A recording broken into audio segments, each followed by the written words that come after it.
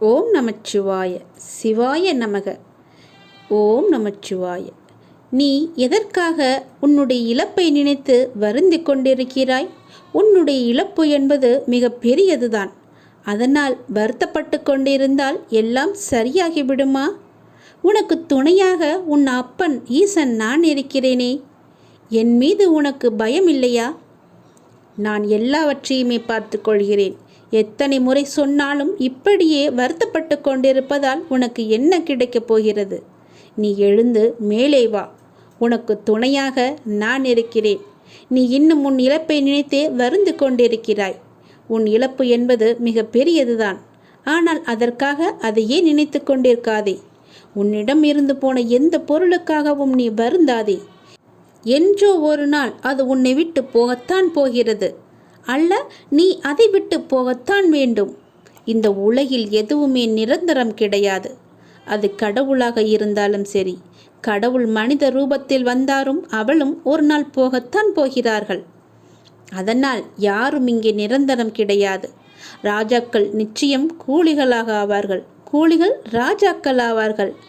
இந்த உலகத்தில் என்னுடைய காலச்சக்கரம் சுழன்று கொண்டு இருக்கிறது என்பதை நீ மறந்து விடாதே. எல்லாமே உலக இயல்பு. எது உன்னிடமிருந்து பறிக்கப்படுகிறதோ அதை போன்று 1000 மடங்கு உனக்கு கிடைக்கும். அதற்கு நான் பொறுப்பு. அது கிடைக்க நீ தைரியத்தோடு முதலில் இருக்க வேண்டும். உன் அப்பன் நான் சொல்கிறேன், என் பேச்சை கேள். எல்லோருக்கும் எல்லாமும் வரத்தான் போகிறது என்பதை நீ உணர்ந்து கொண்டால் இந்த உலகில் இன்ப துன்பங்களில் நீ சிக்கிக்கொள்ள மாட்டாய். மாறாக எல்லாவற்றையுமே நடுநிலையோடு நின்று கவனித்து வருவாய். எல்லாம் புரிகிறது, ஆனால் இன்னமும் எனக்கு கஷ்டம் தொடர்கிறது என்று மீண்டும் மீண்டும் என்னிடம் கேட்காதே. நான் என்ன செய்வது என்ற கேள்வி உன் மனதில் எழுகிறது அல்லவா?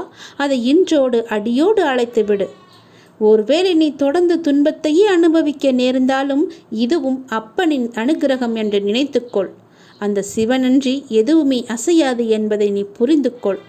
இந்த துன்பம் உனது கடந்த காலத்தவருக்கு நீ கொடுத்துள்ள விலை என்பதை நீ உணர்ந்து கொள். எப்போது சிவன் சிவா சிவ சிவா என்று நீ வந்தாயோ அப்போதே உன்னுடைய துன்பங்கள் எல்லாவற்றையுமே நான் குறைக்க ஆரம்பித்து விட்டேன். நீ பயப்படாதே. நான் எப்போதுமே உன்னுடன் தான் இருக்கிறேன். உனக்கு துணையாக இருந்து கொண்டே இருப்பேன். என் துணை உனக்கு எப்போதுமே இருக்கும். நீ கஷ்டத்தில் இருக்கும்போது நான் உன் கூடவே நான் வந்து கொண்டே இருப்பேன். நீ கூப்பிடாமலேயே உனக்கு முன்னே நான் வருவேன். தைரியமாக இரு. உன்னை ஒருபோதும் நான் கைவிட்டு விடவே மாட்டேன். என் வார்த்தைகளை நம்பு. இது அப்பன் சிவனின் வாக்கு என்பதை நீ மறந்து விடாதே. வாக்கு கொடுத்தால் நடந்தே தீரும். என்னை நம்பினால் முழுவதும் கேள். பிரச்சனைகள் வரும்போது நீ துவண்டு போகக்கூடாது. தைரியமாக சந்தித்து உன்னுடைய வேலையை நீ நம்பிக்கையோடு செய்ய வேண்டும். பிரச்சனைகளை பார்த்து நீ பயந்து ஓடினால்தான் அது உன்னை இன்னும் வேகமாக துரத்தி கொண்டு உன்னை நோக்கி ஓடி வரும். அதை நீ ஒரு முகம் திரும்பிப்பார். உன்னை பார்த்து அது பயப்படும். ஒவ்வொருவரின் பலவீனத்தை தெரிந்து கொண்டு ஏமாற்றுபவர்கள் இந்த உலகில் நிறைய பேர் இருக்கத்தான் செய்கின்றார்கள். இந்த உலகில் இருந்து கொண்டும் இருக்கிறார்கள். அதற்கெல்லாம் நீ அஞ்சக்கூடாது. அதே போல தேவையில்லாமல் உன்னை சுற்றியுள்ளவர்கள் எல்லோர் மீதும் நீ சந்தேகப்படவும் கூடாது. எல்லோரும் நல்லவர்களும் இல்லை, எல்லோரும் தீயவர்களும் இல்லை. நீ எல்லோரையும் நம்ப வேண்டிய அவசியமும் இல்லை. யார் எப்படி என்று தெரிந்து கொண்டு ஓரளவு தூரத்துடனே எல்லாரிடமும் பழகிக்கொள். எல்லோரையுமே ஒரு அளவுடன் வைத்துக்கொள். எல்லோருக்கும் நீ சமமாக நினைக்காதே. நம்பிக்கையோடும் நேர்மையோடும் உண்மையாகவும் வாழ்பவர்களுக்கு தீங்கு விளைவிக்கும் எண்ணத்தோடு இருப்பவர்கள் தானாகவே அவர்கள் வாழ்விலிருந்து விலகும்படி அவர்களின் தீய செயல்களை அதை செய்துவிடும். எனவே நீ அமைதியாக இரு. உன்னுடைய மனதுக்கு தெரியும் நீ யார் என்று, நீ எப்படிப்பட்டவன் என்று. அதே போல உனக்கு எதிரி நிற்பவர் சரியான நபர்தானா, நல்லவரா கெட்டவரா என்று அறிந்து கொள்ள வேண்டியது உன்னிடம் மட்டுமே இருக்கின்றது. சூழ்நிலைக்கு ஏற்ப அனுசரித்து தான் போக வேண்டும். எப்போது எதிர்கொள்ள வேண்டும் என்பதை தெரிந்து நீ வைத்துக்கொள். உன்னை ஒருவர் மன ரீதியாகவும் உடல் ரீதியாகவும் துன்புறுத்தினால் அதன் ஆரம்ப நிலையிலேயே நீ அதை தடுக்க வேண்டும்.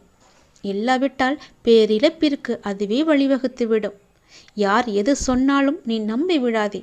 நீ உன் காதால் கண்ணால் பார்த்தால் மட்டுமே நீ நம்ப வேண்டும். அவர் சொல்கிறார்கள் இவர் சொல்கிறார்கள் என்ற எண்ணத்தோடு யாரிடமும் சென்று வீண் வாக்குவாதத்தில் ஈடுபடாதே. அவர்கள் சொல்வது உண்மையாக இருக்கலாம் அல்லது பொய்யாக கூட இருக்கலாம் அல்லவா? வீணாக அடுத்தவர் மீது பழி போடும் எண்ணத்தோடு கூட அவர் உன்னிடம் சொல்லலாம். அதனால் எதை பற்றியுமே நீ சிந்திக்காதே. நீ பார்த்தாய் என்றால் மட்டும் கேள்.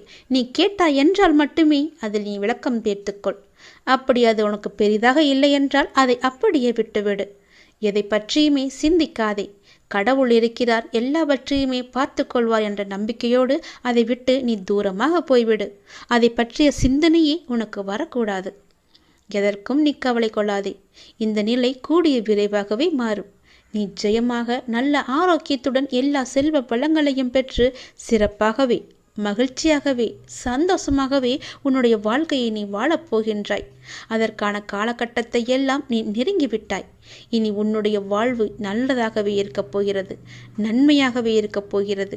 யார் என்னை எதிர்த்து பேசினார்களோ அவர்களே உன்னை பார்த்து வியக்கும் வண்ணம் நான் உன்னை வாழ வைக்கப் போகின்றேன். நான் சொல்வது போலவே செய்து கொள். நான் சொல்வதை உனக்கு அலட்சியமாக வேண்டாம். அதை நீ பொறுமையாக கேட்டு நான் சொல்வது போலவே செய்தால் உன்னுடைய வாழ்க்கை மிக சிறப்பாக இருக்கும். இந்த நொடி உன் மனதில் என்ன நினைத்து கொண்டிருக்கின்றாய்? ஒரு முக்கியமான விஷயத்தை பற்றி நீ நினைத்து கொண்டிருக்கின்றாயா? அதை பற்றிய கவலை உன்னை ஆட்கொண்டு இருக்கின்றதா? கவலையே படாதே. அதை நான் நிறைவேற்றி வைக்கின்றேன். உனக்கு எது தேவையோ அதை நானே நிறைவேற்றி வைக்கின்றேன். உன் மனநிலையை நீ மாற்றிக்கொள். உன் வீட்டில் நான் இருக்கிறேன் என்பதை நீ நம்பு. உன்னுடன் நான் இருக்கின்றேன் என்பதை நீ திடமாக நம்பு.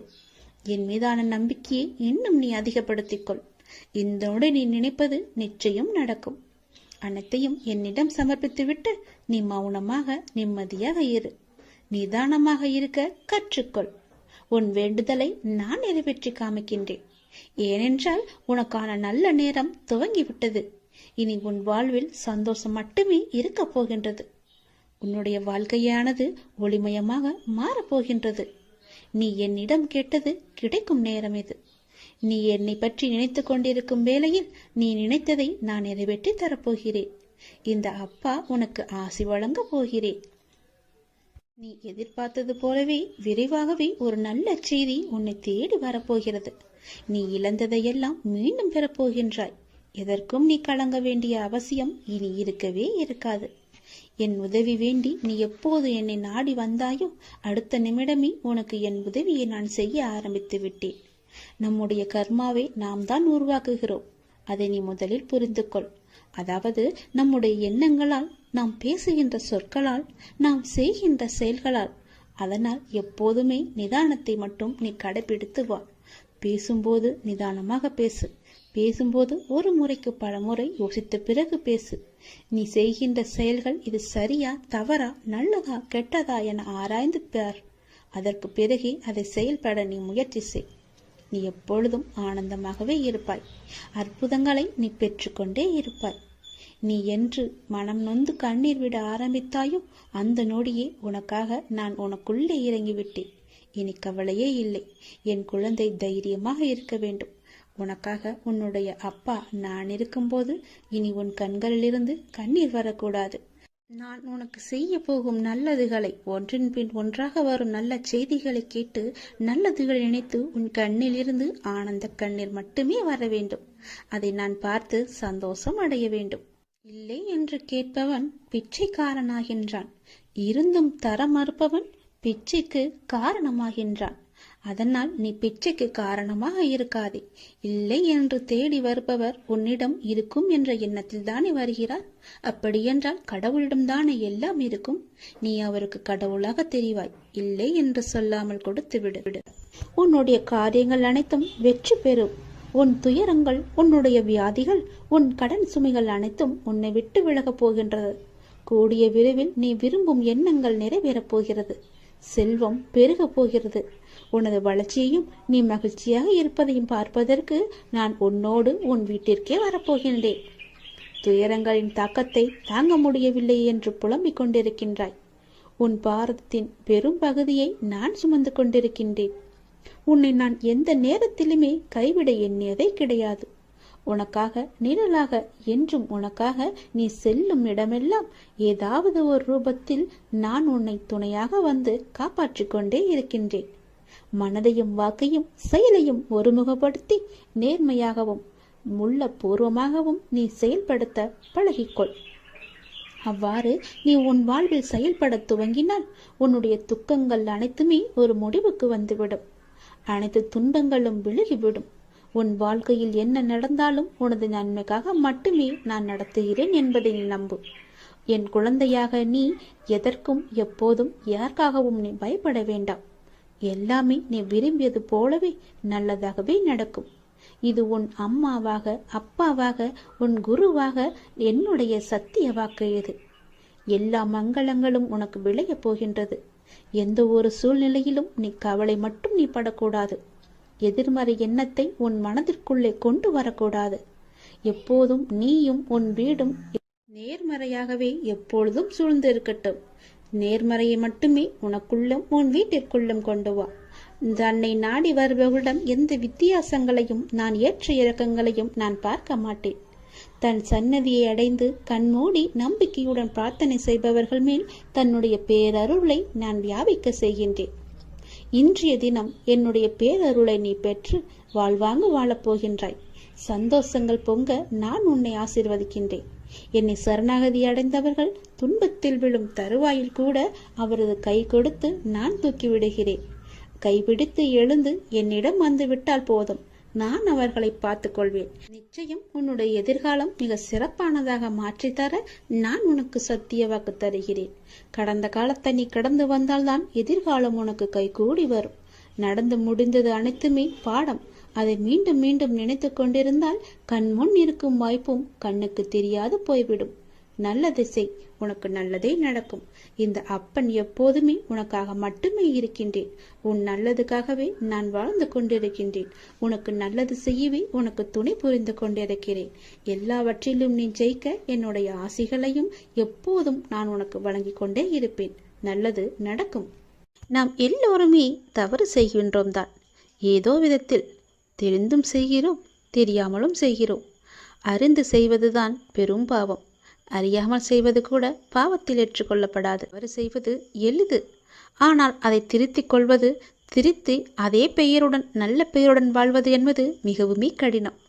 தவறு செய்ய ஒரு நிமிடமே போதுமானதாக இருக்கிறது. அதனுடைய விளைவை அனுபவிக்கத்தான் வாழ்நாள் முழுவதும் நமக்கு தேவையா இருக்கின்றது. உண்மையான அன்பை காயப்படுத்துவதும் பொய்யான அன்பை விழுந்து விழுந்து கவனிப்பதும் தான் மனிதனின் மனம். நேசித்தவரை மீண்டும் மீண்டும் காயப்படுத்தி கொண்டே இருந்தால் ஒரு கட்டத்தில் அவரிடமிருந்து கண்ணீரும் வராது, சண்டையும் வராது. அன்புதான் வற்றி போகும். எந்த உறவாக இருந்தாலும் அதில் உண்மையான பாசம் இருந்தால் மட்டுமே நீங்கள் நினைத்தாலும் உங்களை விரும்பி வரும். நம் கோபங்களின் அர்த்தம் புரியாதவர்களுக்கு நம் பாசத்தின் ஆழமும் புரியாது. அவரிடம் கோபத்தை காட்டுவதும் வீண்தான், அன்பை காட்டுவதும் வீண்தான். படித்தவர், கோபமானவர், புத்திசாலி, அடக்கமானவர், ஒழுக்கமானவர், வீரர், கொடையாளி என்று மற்றவர்களால் உங்கள் மீது உருவாக்கப்படும் அடையாளங்கள் நீங்கள் ஒன்றும் செய்ய முடியாது. அந்த அடையாளங்களை நம்மால் மாற்றவும் முடியாது. ஆனால் அந்த அடையாளத்திற்குள் உங்களுடைய வாழ்க்கையும் நீங்களும் சிக்கிக்கொண்டு விட்டது என உங்களின் உச்சக்கட்ட வேதனைதான் அதில் இருக்கும். பிடித்ததை செய்தால்தான் அளவற்ற மகிழ்ச்சி. ஆனால் சிலவற்றை நாம் காலத்தின் கட்டாயத்தால் ஏற்றுக்கொண்டால் அதற்கு மகிழ்ச்சி கிடைப்பது தாமதமாக தான் ஆகும். மௌனத்தை விட சரியான தண்டனை இருக்க முடியாதல்லவா? நம்மை எதிர்பார்ப்பவர்களுக்கும் நம்மை அலட்சியம் செய்பவர்களுக்கும் அலட்சியம் செய்யும் உறவுகளுக்கும் வழி எப்போதும் கண்ணீரில் மட்டுமே இருப்பதில்லை. சில நேரம் சிரிப்பிலும் மறைந்திருக்கும். செல்வத்தில் இருப்பவர் நம்மை கூப்பிட்டால் போய் பார்ப்பதும், துன்பத்தில் இருக்கும் ஒருவரை உடனே போய் பார்ப்பதும் தான் உண்மையான அறநெறி. 4 பேருக்கு நாம் பயப்பட வேண்டும் என்று நினைப்பவர்களை விட நமக்கு யாரெல்லாம் பயன்படுவார்கள் என்று நினைப்பவர்கள்தான் இந்த உலகத்தில் அதிகம். சிந்தித்து பாருங்கள், சிந்தித்து செயல்படுங்கள். இறுதியாக பாதைகளில் தடைகள் இருந்தால் அதை தகர்த்துவிட்டு தான் செல்ல வேண்டும். அப்படி இல்லை, தவிர்த்துவிட்டு நாம் செல்லலாம், எறும்பை போல. ஆகவே எதிலும் விழிப்புணர்வுடன் இருந்து எது அவசியம் எது அவசியமற்றது என எல்லாவற்றையும் சிந்தித்து செயல்படுங்கள். அவசியமாகிறது மட்டும் என எல்லாத்தையுமே வசியமாக்குங்கள். உங்களுடனே எப்பொழுதும் உங்களுக்குள்ளவே வைத்துக் தவறு நம் கண்ணுக்கு தெரியாது. ஆனால் அடுத்தவர் செய்யும் தவறோ எல்லாவற்றிற்கும் முன்பாக நம் கண்ணுக்கு தெரிய வந்துவிடும். மற்றவர்களின் குறைகளை நாம் பொருட்படுத்தக்கூடாது. அவர்கள் உன் மீது சுமத்தும் குறைகளையும் நீ காதில் வாங்கிக் கொள்ளாதே. உன்மேல் தவறு இருப்பதாக உன்னுடைய மனசாட்சி சொன்னால் உன்னை நீயே சரி செய்து கொள். மற்றவர்களுக்காக இல்லாமல் உனக்கு நீ உண்மையாக இரு. உன் மனதின் சாட்சியாக இருப்பது உன்னுடைய அப்பா என நீ புரிந்து கொள். நிச்சயம் உனக்கு நல்லது மட்டுமே நடக்கும். உன் அப்பா உன்னுடைய மனசாட்சியாக உன்னுடனே இருப்பேன். இதுதான் காலத்தின் கட்டாயம். நன்றாக சிந்தித்துப்பார். இதுவே சரியான பாதையாக இருக்கும். நீ சிந்திக்க தவறினால் இதுவே சரியான தண்டனையாக கூட இருக்கலாம். நன்றாக யோசித்து சிந்தித்து அதன் பிறகு செயல்படு. நான் யார் மீதுமே கோபம் கொள்வதில்லை. ஒரு தாயாகட்டும் ஒரு தந்தையாகட்டும் தன் குழந்தைகள் மீது கோபம் கொள்ள உரிமை இல்லையா? கோபம்தான் அடைவாளா? அப்படி கோபம் அடைந்தால் அது உண்மையான கோபமாக இருக்குமா? அந்த பிள்ளையின் நலனுக்காக மட்டும்தானே இருக்கும். அந்த பிள்ளையே வேண்டாம் என்று ஒதுக்கி விடுவாளா? கிடையாது. அதுபோலத்தான் நானும். கடல் தன்னிடம் வந்து சேர்ந்த தண்ணீரை நதிகளுக்கு திருப்பி அனுப்பியது உண்டா? கிடையாதே. தன்னுடைய குழந்தை என்று தன்னிடமே வைத்துக் கொள்வது போல நானும் உன்னை என்னிடமே வைத்திருக்கிறேன். என் பிரசன்னம் நோயுற்றவர்களை ஆரோக்கியமானவர்களாகவும் அநீதியானவர்களை நீதிமான்களாகவும் சுயநலவான்களை தொண்டு செய்யும் மனமுடையவர்களாகவும் மாற்றுகிறது. நீ என்னுடைய குழந்தை. இதுதான் யதார்த்தமான உண்மை. இந்த யதார்த்தமான உண்மையை புரிந்து கொள்ளுங்கள். நீங்கள் விழிப்புணர்வின்றி தேவையற்ற விஷயங்களுக்காக கோபப்படும் நபராக இருந்தால் உங்களின் முதல் எதிரி நீங்கள்தான் என்பதை தெரிந்து கொள்ளுங்கள். யார் மீதும் எப்பொழுதும் எதற்காகவுமே கோபப்படாதீர்கள். அன்பால் சாதிக்க முடியாததை ஒரு கோபத்தால் சாதிக்க முடியுமா? எதையுமே சாதிக்க முடியாது. எந்த சந்தர்ப்பத்தையும் எப்பேற்பட்ட சூழலையும் சமாளிக்க தெரிந்த அறிவு நிறைந்தவராக நீங்கள் இருக்கலாம். ஆனால் அன்பின் முன் உங்கள் அதே அறிவென்னும் ஆயுதம் பலமிழந்து போகும் என்பதை நினைவில் கொள்ளுங்கள். நீங்கள் விரும்பியது ஆவல் கொண்டது இவை யாவுமே முளைக்காது. நீங்கள் விதைத்ததே முளைக்கும். நல்லதை விதைத்து நல்லதை அறுவடை செய்யுங்கள். உங்கள் எதிர்காலத்தை உருவாக்குவதில் அதிக கவனத்தை செலுத்துங்கள். ஏனென்றால் உங்கள் வாழ்க்கையில் மீதி இருக்கும் பகுதியை அங்குதான் கழிக்கப் போகிறீர்கள். உங்களுடைய எதிர்காலத்திற்காக உங்களுக்கு இருக்கும் ஒவ்வொரு நொடியிலும் நல்ல சிந்தனைகளையும் செயல்களையும் உங்களுக்குள் விதைத்து கொண்டே இருங்கள். எதை நினைத்தும் கவலைப்படாதீர்கள். வீணான கவலையினால் உங்கள் வாழ்வின் இனிய தருணங்களை நீங்கள் இழக்க நேரிடும். அதனால் தான் சொல்கிறேன், உங்கள் வீணான கவலையை அப்பொழுதே அந்த நொடியே அழித்து விடுங்கள். வளைவுகள் இல்லாத பாதையும் கிடையாது. கவலைகள் இல்லாத வாழ்க்கை பயணமும் கிடையாது. துணிவோடும் நம்பிக்கையுடனும் செல்லுங்கள். நீங்கள் அடையும் ஒவ்வொரு இலக்கும் மிக அருகில் இருப்பதை நீங்கள் உணர்வீர்கள். இந்த அப்பாவின் துணை எப்போதுமே உங்கள் இருக்கும். எந்த பயமுமின்றி தைரியத்தோடு என்னை நம்பி நீங்கள் வாருங்கள். உங்களுடைய இலக்கு உங்களுக்கு அருகிலேயே இருப்பதை நீங்கள் கண்கூடாக பார்ப்பீர்கள்.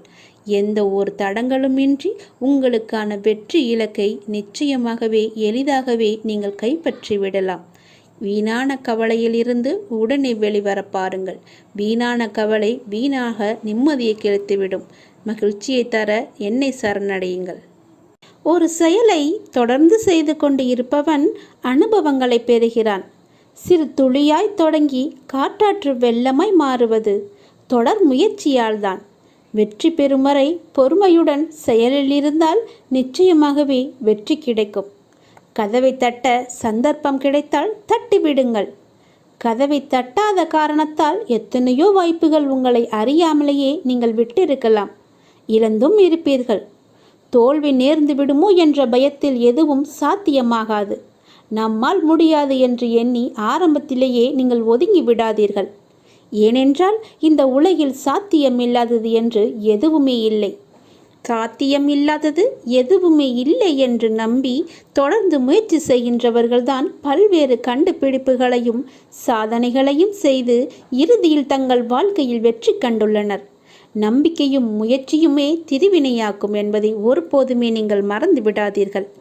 செய்யும் ஒவ்வொரு காரியத்திலும் என்ன செய்கிறோம், எதற்காக செய்கிறோம் என்று செய்வதை தெளிவுடன் செய்வதே சிறந்தது. தவறுகளை ஒப்புக்கொள்ளும் தைரியமும் அதை திருத்திக் கொள்வதற்கான பக்குவமும் தான் வெற்றிக்கான முதல் வழி. மனதை அமைதியாக்கி கண்ணை மூடி உங்கள் வாழ்க்கையை நினைத்து பாருங்கள். இங்கு யாருக்கும் யாரும் யாதுமே நிரந்தரமில்லை. ஒரு நாள் எல்லாமே வெற்றிடம்தான். அப்படி இருக்கையில் ஏன் நீங்கள் இதற்கு போய் உங்கள் மனதை போட்டு குழப்பிக்கொள்கிறீர்கள்? ஏன் எல்லா நேரமும் அது கிடைக்கவில்லையே, இது நடக்கவில்லையே என்று புலம்பிக் கொண்டு இருக்கிறீர்கள்? உங்களுக்கு எது வேண்டுமோ, எந்த லட்சியத்தை அடைய நினைக்கிறீர்களோ அதை மனதில் கொண்டு செயல்படுங்கள். ஒரு நாள் கண்டிப்பாக அது உங்களை வந்து சேரும். அதுவரை எதற்கும் மனதில் கஷ்டப்பட்டு கொண்டிருக்கிறீர்கள். எதற்காக கஷ்டப்பட்டு கொண்டிருக்கிறீர்கள்? இருப்பதை கொண்டு சந்தோஷமாக வாழுங்கள். உங்களது எண்ணங்களை ஒரு நிலைப்படுத்தி நம்பிக்கையோடு உங்கள் கடமைகளை செய்யுங்கள். நிச்சயம் நீங்கள் எதிர்பார்த்த அளவுக்கு மேல் உங்கள் விருப்பங்கள் எல்லாமே நிறைவேறும். அந்த காலம் வெகு தூரத்தில் இல்லை. நீங்கள் உங்களுடைய ஆற்றலையும் திறமையையும் வளர்த்து கொண்டால் இந்த உலகமே உங்களை தேடி நிச்சயம் உங்களை தேடி வரும். அப்பா, நான் சொல்கிறேன், இது என் மீது சத்தியம். நீங்கள் எதற்குமே உங்கள் மனதை போட்டு குழப்பிக் கொள்ளாதீர்கள். உங்களுக்கு என்று ஒரு வாய்ப்பு கிடைத்தால் அந்த வாய்ப்புக்குள்ளே நீங்கள் நுழைந்து விடுங்கள். அந்த வாய்ப்பு தான் உங்களுக்கான வெற்றிக்கான வழி என்று நினைத்து கொள்ளுங்கள். வீட்டிலேயே முழங்கி இருப்பதால் ஒன்றுமே உங்களுக்கு தெரியாமல் கூட போய்விடும். வெளியே வந்து பாருங்கள். அப்போதுதான் என்ன நடக்கிறது என்று தெரியும். நம்பிக்கையோடு வாருங்கள். உனக்கு துணையாக வெளியில் நான் இருக்கிறேன். நம்பிக்கையோடு என் பேச்சை கேட்டு என் சொல்படி நட. நல்லது நடக்கும். யார் உனக்கு துன்பத்தை கொடுத்தார்கள் என்று உனக்கு ஞாபகம் இருக்கிறதா? உன்னுடைய இன்றைய பிரச்சனைக்கு யார் காரணம் என்று ஞாபகம் இருக்கிறதா? எதையும் நீ மறந்திருக்க மாட்டாய். யார் உனக்கு துன்பத்தை கொடுத்தாரோ அவர் இன்றைக்கு நிச்சயம் நன்றாக இருப்பதை போன்ற தோற்றம் உனக்கு தெரிந்து கொண்டிருக்கும். அப்படிதானே? உனக்கு துரோகம் இழைத்தவர்கள் இப்போது நன்றாக செழுமையாக எந்த கவலையும் இல்லாமல் இருப்பது போலதான் உனக்கு தெரிகிறது. கெட்டதை செய்பவர்கள் நன்றாக இருக்கின்றார்கள். நல்லதை மட்டுமே செய்து கொண்டிருக்கின்ற நான் கஷ்டப்படுகின்றேனே என எரிச்சலோ நீ கவலையோ மட்டும் படாதே. அவர்கள் காலையில் பூத்து மாலையில் வாடும் பூவை போன்றவர்கள் என்பதை மனதில் வைத்துக்கொள். ஒரு பூ காலையில் பூத்தால் மாலையில் எப்படி இருக்கும்? வாடி போய்விடும் அல்லவா? அப்படித்தான் அவர்களும். இப்போது பூத்து குலுங்கும் நேரம். விரைவிலேயே அவர் வாடும் நேரத்தையும் எட்டி விடுவார்கள். இன்னும் கொஞ்சம் காலம்தான். நீ பொறுமையாக இரு. அவர்கள் வாடப்போவதை நீ கண்கூடாக பார்க்கப் போகிறாய். இப்போது உள்ள மேன்மையிலிருந்து விரைந்து கீழே தள்ளப்படுவார்கள். நீ எப்படிப்பட்டவன் என்பது தெரியுமா? நீயோ விருட்சத்தை போன்றவர். விருட்சமாக வேரூன்றி ஆழமாக நிற்கப் போகிறாய். எல்லோருக்கும் நிழல் தரும் மரமாக இருக்கப் போகிறாய். அநேகம் பேர் உன்னை ஏமாற்ற வந்தாலும் நீ எதற்குமே அயர்ந்து போகாதே. எத்தனை இழப்புகள் வந்தாலும் சோர்ந்து போகாதே. நான் ஆழமாக வேர் விட்டிருக்கும் விருட்சம் என்று சொல்லிக்கொள். நான் ஆலமரம், என்னை யாரும் அசைத்து பார்க்க முடியாது என்று நெஞ்சை நிமிர்த்தி சொல்லிக்கொள். நீ மலர்களை மட்டுமல்ல கனிகளையும் தரப்போகிறாய். அதில் வருகின்ற நன்மை பலருக்கும் பயனாகவே இருக்கும். உன் நிழல் தேடி வரும்போது உன்னால் முடிந்த உதவிகளை அவர்களுக்கு செய். நாம் என்று கஷ்டப்படுவதைப் போலத்தான் நம் எதிரில் இருப்பவரும் ஒரு நாள் துன்பத்தை அனுபவிக்கப் போகிறார் என்பது உனக்கு தெரிந்துவிட்டால் நீ நிச்சயமாக அவர்கள் மீது கோபப்படவே மாட்டாய். அவர்களுக்காக நீயே பரிதாபப்படுவாய். வேண்டாமப்பா, அவர்களை விட்டுவிடு என்று நீயே உன் வாயால் சொல்லும் அளவுக்கு அவர்கள் நிலை பரிதாபமாக இருக்கப் போகிறது. இன்று நான், நாளை நீ என்று சொல்லிக் கொள்வாய். உனக்கு தவறு இழைத்தவரை பார்க்கும்போது இவரும் தண்டனைக்கு தயாராகிறார் என்பதை தெளிவாக தெரிந்து அவருக்காக நீ பரிதாபப்படு. இப்படி செய்யும்போது எத்தகைய சூழ்நிலையிலுமே நீ பாதிக்கப்பட மாட்டாய். உன் மனதில் குழப்பம் வராது. உன் மனதில் தெளிவு பிறக்கும். உன் மனதில் கவலையே இருக்காது. உன் மனதில் நிம்மதி இருக்கும். எதை பற்றியுமே நீ கவலைப்படாதே. ஏனெனில் அப்போது உன் மனதை படிக்கின்ற நான் நிச்சயம் பல வெகுமதிகளை அள்ளித்தரப்போகிறேன். நீ கவலைப்படாதே. நீ சந்தோஷமாகவே இருக்கப் போகிறாய். நிம்மதியாக வாழப்போகிறாய்.